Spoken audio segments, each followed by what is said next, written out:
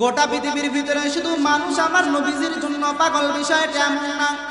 এই গোটা পৃথিবীর ভিতরে তাকায় দেখবে যত মাখলুকাত আছে সকলে আমার পয়গম্বরের জন্য পাগল। যারা অবুঝ অন্য অন্য পশু পাখি আছে তারাও আমার পয়গম্বরের জন্য বড্ড পাগল হয়ে গেল, কিন্তু আমরা মানুষ জ্ঞান বিবেক বুদ্ধি থাকার পরও আমরা পাগল হইতে পারলাম না। কথা ঠিক কিনা বলে? আবার আমরা মুসলমান দাবি করি, পয়গম্বর নবী সাল্লাল্লাহু আলাইহি ওয়াসাল্লাম জানায় দেন, ক্বালান নবী সাল্লাল্লাহু আলাইহি ওয়া আলিহি ওয়াসাল্লাম, লা ইউমিনু আহাদুকুম হাত্তা আকুনা আহাব্বা ইলাইহি মিন ওয়ালিদিহি ওয়া ওয়ালাদিহি ওয়ান নাসি আজমাইন। পয়গম্বর জানায় দেন, দুনিয়ার ভিতরে মানুষ ততক্ষণ ঈমানদার হতে পারবে না যতক্ষণ পর্যন্ত লা ইউমিনু আহাদুকুম হাত্তা আকুনা আহাব্বা ইলাইহি মিন ওয়ালিদিহি ওয়া ওয়ালাদিহি ওয়ান নাসি আজমাইন, যতক্ষণ পর্যন্ত মানুষ তার সন্তান সন্তানাদিদের থেকে, তার আহাল পরিবার পরিজনের থেকে আমি পয়গম্বরকে যতক্ষণ পর্যন্ত মহব্বত করবে না ততক্ষণ পর্যন্ত দুনিয়ার কেউ পরিপূর্ণ মুমিন হতে পারবে না। তাহলে নবীজির ভালোবাসা আমাদের ভিতরে নাই। সাহাবীদের ইতিহাস পড়ো, ও ঢাকা বনানীর মানুষ গভীর মনোযোগ দিয়ে শুনবে। সাহাবায়ে কেরাম তাদের অনেক দাম কম নাকি বেশি? আরো জোরে বলেন। সাহাবায়ে কেরামের অনেক দাম। সাহাবায়ে কেরামের মতো দামি মানুষ গোটা ঢাকার ভিতরে একজন আছে নাকি? গোটা বাংলাদেশের ভিতরে একজন আছে নাকি? গোটা পৃথিবীর ভিতরে একজন আছে নাকি? সাহাবায়ে কেরামদের মতো দামি মানুষ, সম্মানিত মানুষ দ্বিতীয় কেউ হতে পারে না, পারে না, পারে না। এবার ভালো করে গভীর মনোযোগ দিয়ে শোনা লাগবে, সাহাবায়ে কেরাম কেন এত দামি হয়ে গেল। সাহাবায়ে কেরাম খুব ভালো করে জানে দুনিয়াটা আমাদের জন্য চিরস্থায়ী না, বরং ক্ষণস্থায়ী। ওই অন্ধকার কবরটাই হলো আমাদের জন্য পরিপূর্ণ, আমাদের জন্য চিরস্থায়ী। দুনিয়ার ভিতরে যেমন বিভিন্ন রাস্তা থাকে, বিভিন্ন দল থাকে, দুনিয়ার ভিতরে কত রাজনৈতিক দল থাকে, আওয়ামী লীগ, বিএনপি, জাতীয় পার্টি, জামাত ইসলাম, চরমনাই, এরকম বিভিন্ন রাজনৈতিক দল আছে না নাই? আবার রাজনৈতিক বাদে অরাজনৈতিক অনেক সংগঠন আছে, অনেক দল আছে, যেরকম হেফাজত, খেলাফত, এরকম বিভিন্ন দল আছে না নাই? যেগুলো রাজনৈতিক না বরং অরাজনৈতিক। দুনিয়ার ভিতরে বিভিন্ন দল বান্দা থাকতে পারে, কিন্তু পরকালে কোনো আওয়ামী লীগ চলবে না, বিএনপি চলবে না, পরকালে কোনো জামাত ইসলামী চলবে না, পরকালে কোনো হেফাজত না চরমনাই চলবে না। পরকালে আমার আল্লাহ পাক সকলকে দুইটা দলে বিভক্ত করবে। কয়টা?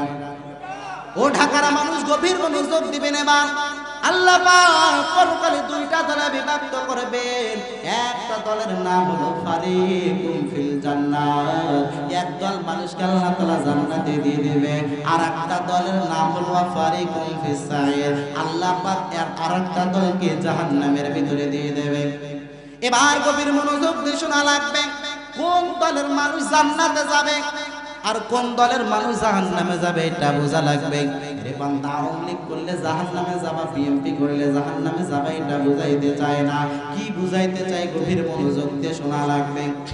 আল্লাহ পাক পবিত্র কোরআনুল কারীমের ভিতর আয়াত নাযিল করে জানায় দেন, ইন্নাল আবরারা লাফি নাঈম ওয়া ইন্নাল ফুজ্জারা লাফি জাহিম। দুনিয়ার ভিতরে যারা আবরার হতে পারবে তারা জান্নাতি। আবরার শব্দের অর্থ হলো নেককার, আবরার শব্দের অর্থ হলো ভালো, আবরার শব্দের অর্থ হলো নেককার, ভালো আমলকারী সালেহ। তাহলে আল্লাহ পাক কি জানিয়ে দিলেন? ইন্নাল আবরারা লাফি নাঈম, যে আবরার হইবে সে হলো জান্নাতে যাইবে। এবার দ্বিতীয় নম্বরে যে দলের কথা বলতেছি, আল্লাহ পাক জানিয়ে দেন ওয়া ইন্নাল ফুজ্জারা লাফি জাহিম, যারা ফুজ্জারের দলে যাইবে। যারা ফুজ্জার মানে পাপিষ্ঠ, ফুজ্জার মানে খারাপ ব্যক্তি, বদকার ব্যক্তি, মনে থাকবে তো? তাহলে আবরার মানে কি? নেককার, ভালো। আবরার মানে নেককার, ভালো। ফুজ্জার মানে বদকার, খারাপ, মনে থাকবে? এই জন্য বান্দা আবরার হওয়া লাগবে। দুনিয়ার ভিতরে বিভিন্ন লাইনের বিভিন্ন দল থাকতে পারে, কিন্তু পরকালে দল হলো কয়টা? নাকি 5টা? না, পরকালে দল হলো 2টা। একটা দলের নাম আবরার, আর একটা দলের নাম ফুজ্জার। এবার আবরার দলে যারা থাকবে তারা হলো জান্নাতে যাইবে, আর যারা ফুজ্জার দলে যাইবে তারা হলো জাহান্নামে যাইবে। তাহলে আমরা আবরারের খাতায় নাম লিখাইতে চাই নাকি ফুজ্জারের খাতায় নাম লিখাইতে চাই? গভীর মনোযোগের কান লাগাই শুনবে। সাহাবায়ে কেরাম তারা আবরারের খাতায় নাম লিখাইছে, সাহাবায়ে কেরাম ফুজ্জারের খাতায় নাম লিখান নাই। যার কারণে সাহাবায়ে কেরামের অনেক দাম, অনেক মর্যাদা। সাহাবায়ে কেরাম আমার পয়গম্বরকে সচক্ষে দেখেছে। আজকে ঢাকার ভিতরে এমন একজন আছে নাকি যে আমার পয়গম্বরকে সরাসরি দেখেছে? আছে নাকি? গোটা বাংলাদেশের ভিতরে একজন আছে, গোটা পৃথিবীর ভিতরে একজন আছে নাকি? গোটা পৃথিবীর ভিতরে কেউ নাই। সুতরাং সাহাবায়ে কেরাম এত দামি কেন হইল?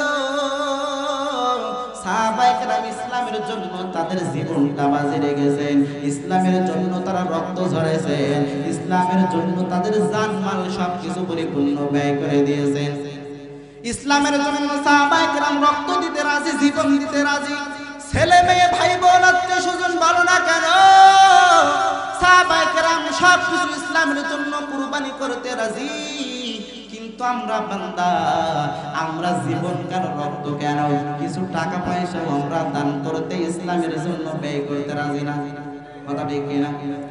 মালের মহব্বত আমাদের ভিতরে, জানের মহব্বত আমাদের ভিতরে, সম্পদের মহব্বত আমাদের ভিতরে, ছেলে মেয়ে স্ত্রী মা বাবা আত্মীয় স্বজন ভাই বোন সকলের মহব্বত আমাদের ভিতরে। যার কারণে ইসলামের জন্য কোনো খেদমত আমরা করতে পারি না। ঢাকা বনানীর মানুষ গভীর মনোযোগের কান লাগে শুনবেন। তাহলে সাহাবায়ে কেরাম এত দাবি হয়ে গেল কেন? সাহাবায়ে কেরাম ইসলামের জন্য সবকিছু কুরবান করে দিতে প্রস্তুত। এবার আমার আল্লাহর কাছে যদি কেউ দামি হইতে চায়, আমার আল্লাহর কাছে যদি কেউ প্রিয় হইতে চায়, তাহলে বান্দার চেহারাও সুন্দর হওয়া লাগে না, তাহলে বান্দা অনেক মোটা তাজা হওয়া লাগে না, অনেক সম্পদের মালিক হওয়া লাগে না। আমার আল্লাহর কাছে যদি দামি হইতে চায়, তাহলে বান্দা আমার আল্লাহর কাছে কে ধনী কে ফকির কে তিন মিসকিন আমার আল্লাহ এটা দেখে না। কত ধনী মানুষ আছে যে আমার আল্লাহর কাছে বড় প্রিয়, আবার কত গরিব এতিম মিসকিন অসহায় আছে আমার আল্লাহর কাছে বড় প্রিয়, আবার কত গরিব এতিম অসহায় মানুষ আছে যে আমার আল্লাহর কাছে প্রিয় হতে পারে না। এবার যদি আমরা আল্লাহর কাছে প্রিয় হতে চাই, তাহলে আমাদের বান্দা কি করা লাগবে?